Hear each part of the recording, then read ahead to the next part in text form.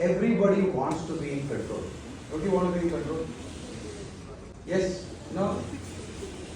No? You don't want to be in control?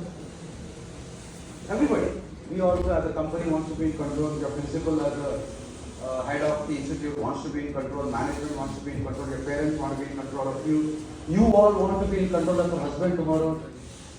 No? No.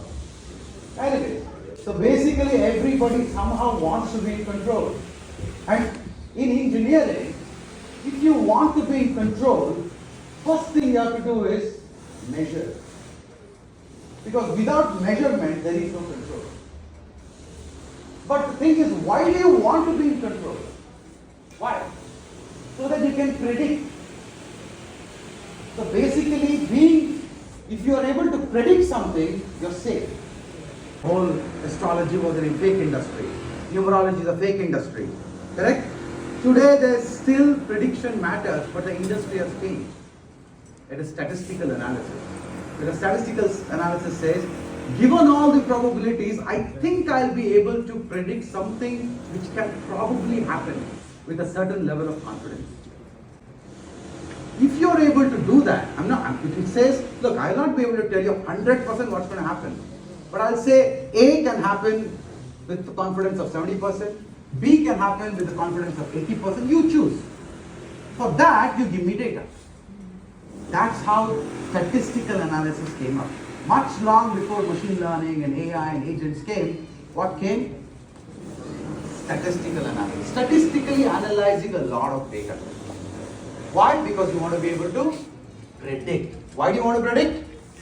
Because you want to be in control. And how can you be in control? Only when you can measure. Let's repeat. Pre-trained. A generative, pre-trained. A pre-trained model which knows how to generate text. So if you see a keyboard, remember, can you imagine a keyboard? The moment I say an apple an apple A and space APPLE space, so it actually calculates what is the probability that when A or N comes after A and a space comes after N and A, then an A comes after space N and A, what is the probability of the next word? An apple, a P, right? The next word is P. After that, if P has come after A and space and N and A, the next word most probably is P. It is a probability gun. The ChatGPT, when it starts printing stuff on you, it's just a probability gun shooting, and it has learned all the probabilistic patterns from all the data that you have given. It's called, and it is very clever, it is context aware. If you talk about a certain thing, it will understand in which context you are talking. It will not say, I am not understanding this. No, you surprise you most of the time, correct? See this text 1, I love natural language processing, but I hate. Text 2, I like image processing. Text 3, I like signal processing. All of this, text 1, text 2, text 3 are your knowledge base now, correct? Tell me out of this, which word is the most useless word? Meaning, if I remove that word, the meaning should not change one bit. Retain what Kruti and Varshini and AK has said. I, correct? Yes. You remove I, nothing changes. But how does a lame algorithm understand that you should remove I? See, I for I. After you calculate something called TF-IDF, for I, everywhere the value is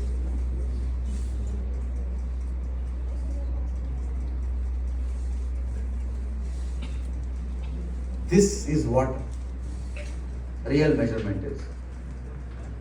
When you convert language into mathematics, you are not simply assigning A is equal to 1, B is equal to 2, so you convert high into whatever number is, let's say apple or let's say A.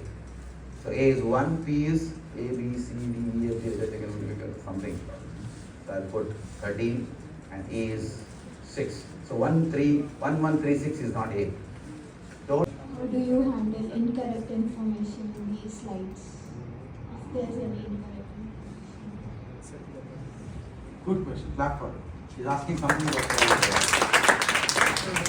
so basically, that's when harness AI comes up.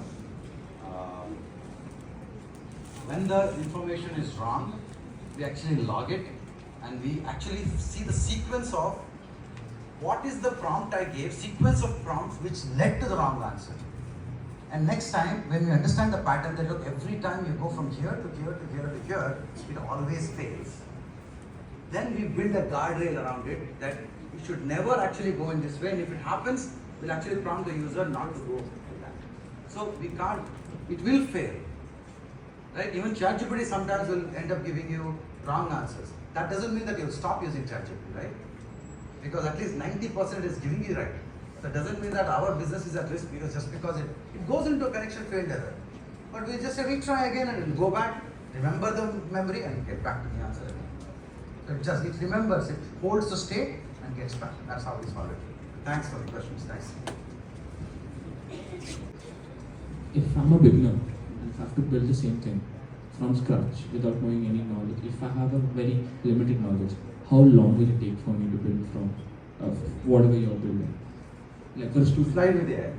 So slide with AI. Okay. So what is asking is, he's a beginner, and if he was to build exactly something like slide with AI from scratch today, what are all the things that he needs to learn? Mostly the never-ending spirit of I will get it done.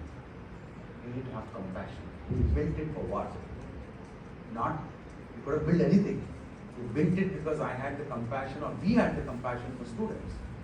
Like, how can students sit in the class for more than 1.5 hours? It's tragedy to force people to sit and just listen. Correct? You're actually making the brain duller. You're making them bored, and of course, it actually makes you intelligent also. Because if you're not interested there, you'll start weaving your own story in your mind. But then, to give you a technical answer, this will require you to build agents properly and pure knowledge of JavaScript, because all of this is JavaScript. In fact, including the video that was there is JavaScript.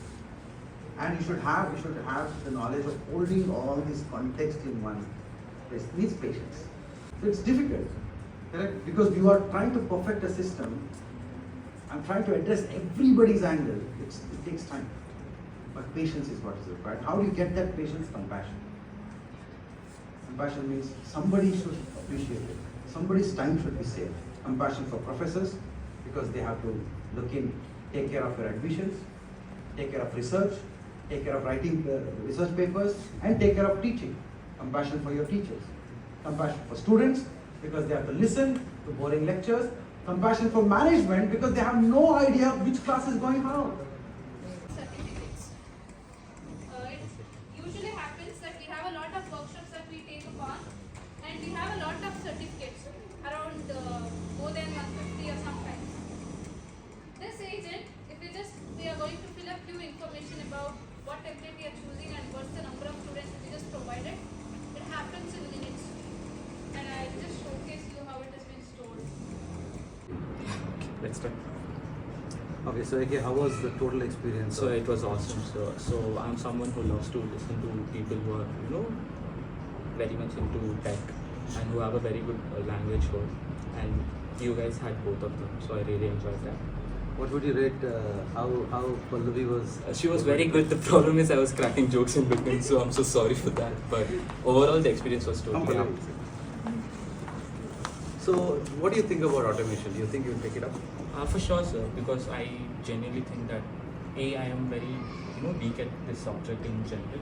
So taking AI as a base, and I would take that, and I would for sure consider it as a career. And the prompt engineering techniques that you learned today, do you think you'll be applying it? Yes, for sure. So in Mam's session, that's what she taught us. Instead of us giving a big paragraph, we could just give the app point, make it into a structure, and then give it. So that would be helpful because we have certain number of tokens that we can't exceed that. Yeah, it's generally good practice to be. Yeah, exactly. To be precise of what you actually think and Right. I think anything else you want to add? I would say you can do this more often. I would say. since this is our first thing, we were not ready for it, and most of the students did miss that. I don't know, can you take that? But I would request you to please keep coming to our college. Definitely, we'll be happy. So when we come and meet you next time for the complete hands-on session, Yes, I was about. I guess we'll have more of you joining in. Yes. Thank you so much for that. Thank you. Thank you. Okay, so we have our very good students here who attended our seminar on Agentic AI. I want to ask you a simple question, an honest question. Before you came here, how familiar were you with Agentic AI, automation, and how ChatGPT works? So yeah, ChatGPT, we thought it's as a chatbot. Right? You speak to it, it replies. We weren't knowing how it works exactly. We know it is working, but the magic is which is done behind. So after attending this event, I got to know what I'm asking, how it is replying, and what it is replying. So yeah, and again the reply is decided by me. So what reply I want, the question depends on my output. So that's what the main point which I understood today.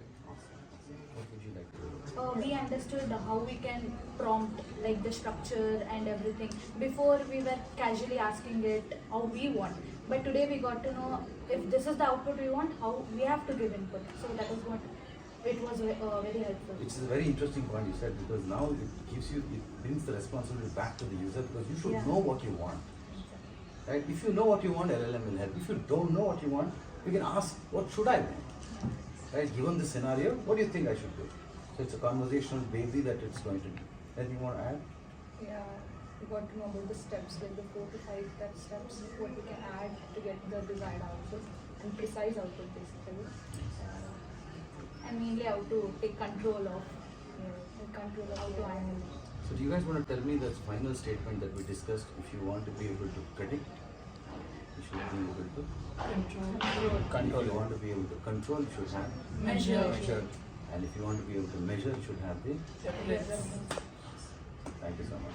Thank you, sir. Thank you.